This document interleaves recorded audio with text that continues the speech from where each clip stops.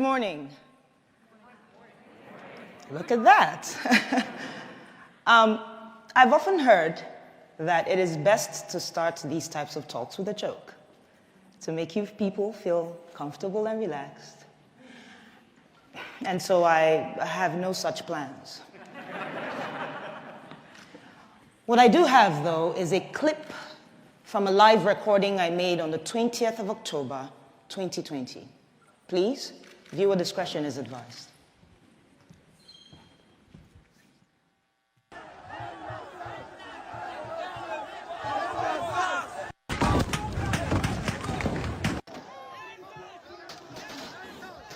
They're shooting us!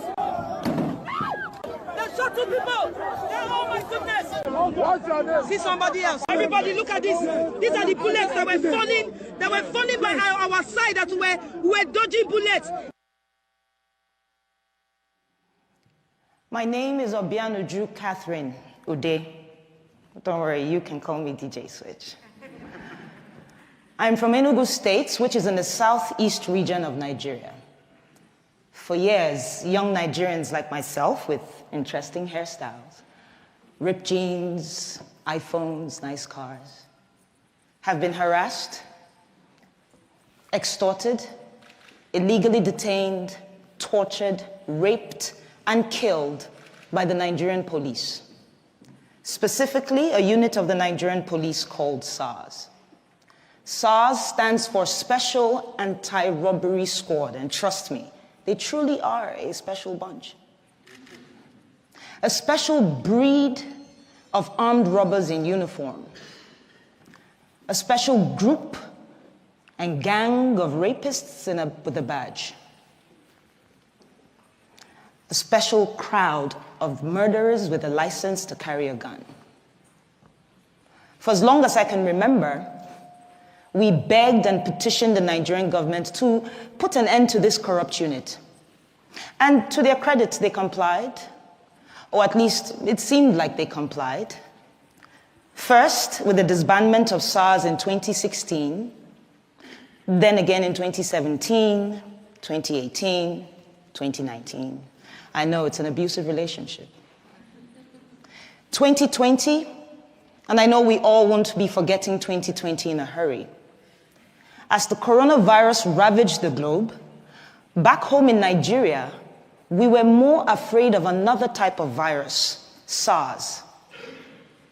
On the 3rd of October, a video surfaced online where SARS officers shot a young man and fled with his Lexus SUV. We were outraged. But this was followed by the gunning down of an up-and-coming Nigerian musician. I'm a musician. Could have been me. At this point, the hashtag EndSARS was trending all over the world. And thanks to Nigeria's biggest celebrities and artists, influencers who said, enough is enough, it is time we speak up. And so by the 8th of October, the streets of Nigeria were filled with young men and women protesting police brutality, and I was one of them. But it is the 20th of October, 2020, that has brought me here today. On that very horrible day, the Nigerian army, sanctioned by the Nigerian government, stormed the Lekki toll gate, and this is a major roadway in Lagos State, by the way. No warning, no dialogue. Soldiers opened fire on unarmed, peaceful protesters with live ammunition. We cried, we braced, and we started to sing the national anthem, just with the hopes that they recognize we're not their enemy. It made no difference. As I laid on the floor, I remember a young man, he just jumped on top of my body and he was screaming, "Cover her, cover her." I couldn't really make sense of what the whole thing was about. He was struck by a bullet on his lower back.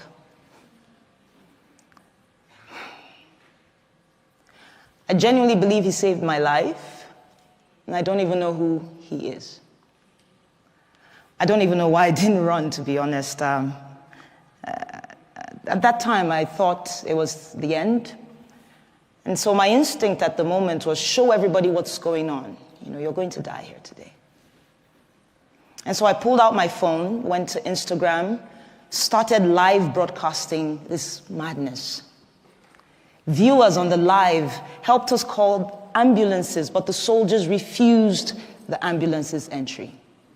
And so some of us had to turn into instant surgeons in an attempt to remove the bullet from the leg of a protester. Eventually, the shooting stopped, and we observed that some of the soldiers were picking up their shells, I believe in an attempt to hide evidence of this crime. And so we scampered around to pick the shells that we could find in an attempt to have evidence of this crime. And this was while other soldiers were dumping bodies onto their trucks. They left, and we felt a sense of victory, you know. Some can't really explain it. We were happy and angry, relieved but in pain. But unfortunately, after being on Instagram Live for so long, my phone battery died. Because not too long after, another phase of attack was upon us. But this time it was the Nigerian police. And they came in guns blazing as well. And so we ran. We took the injured to a nearby hospital and the others to a church. The church apparently had been on the live and they had offered us refuge. By the next morning, soldiers raided the hospital looking for me. And I owe a great deal of gratitude and thanks to a friend and colleague who had called me earlier and said, put off the location on your phone and leave that hospital as soon as possible. And so it was barely 15 minutes after I left. But it didn't end there. My boss and his wife got threatening phone calls. I couldn't go home to where I lived because we got reports of strange men lurking around my apartment complex. I haven't gone home, actually, since the 20th of October, 2020. Speaking of home, I'm from a large family of 8, 5 boys, 3 girls, with very opposing characters, I tell you. I'm the last, with a sprinkle of last child crazy. But I remember my parents, you know, they worked really hard to provide us with basic things: food, education, healthcare, security, allowances. All while teaching us to love and respect each other's differences.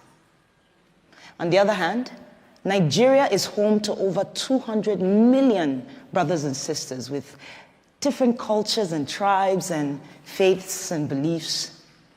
Things and differences that the government has used for the longest time to pit us against each other. But the EndSARS movement swept that away, even if it was just for a time being.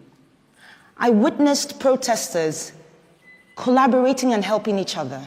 Protesters giving food and water to the same police who's been killing us off every day. Others provided security. Another group provided funds that were donated to them, I mean in the hundreds of thousands of dollars, for legal and medical attention to protesters who needed it. This is the real Nigeria. But the Nigerian government, much like an irresponsible parent, failed to see the opportunity as a learning curve, to listen to the cries of its quote-unquote children.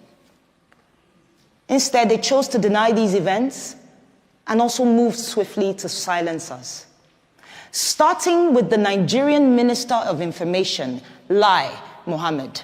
And yes, you heard me right. The Nigerian Minister of Information, our very own spin doctor. Yeah, his first name is Lai. It's inevitable, right? The pun is begging me. Lai called the shooting a fabrication of a massacre without bodies. He said I was a purveyor of fake news with the intent of tarnishing the nation's image, that I am a terrorist, amongst other things. The Nigerian army called the shooting fake and that I had made the whole thing up with a green screen. Yes, I have plans of heading to Hollywood after this speech.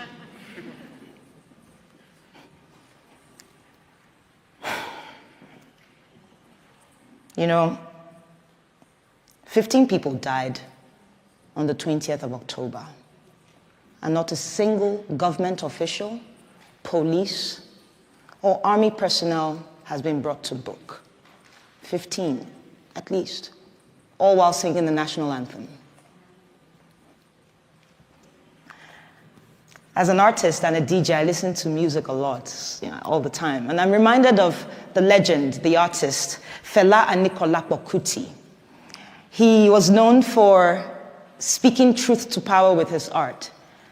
And I'm reminded of his 1977 song titled Zombie. Here, Fela likens the Nigerian military to mindless zombies following idiotic orders.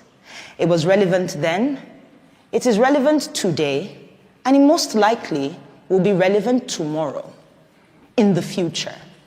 The same future that they say is in the hands of the leaders of tomorrow. But what we have tomorrow are recycled leaders of today who have failed to provide an enabling environment for young leaders to thrive and contribute. No, but they chose instead to kill us all off, one by one. This might sound outrageous to you, and you might wonder why. And I'll tell you. Our leaders are afraid. It's as simple as that. They're afraid of a thinking, an innovative, a collaborative, and a working Nigeria. They're afraid of every young Nigerian who, against all odds, have made it for themselves. They are afraid of a me, the coconut head generation, as we like to call ourselves. We're hard-headed, we're not easily deceived by propaganda, and we stand up to our oppressors. And while we may not do this all the time because wahala no dey finish, as we like to say back home, I think there's a Nigerian in the crowd. Well, what it means, though, is that the problems never end.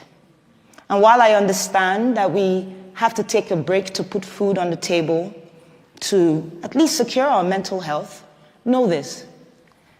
Corruption, tyranny, abuse of power do not go on a break.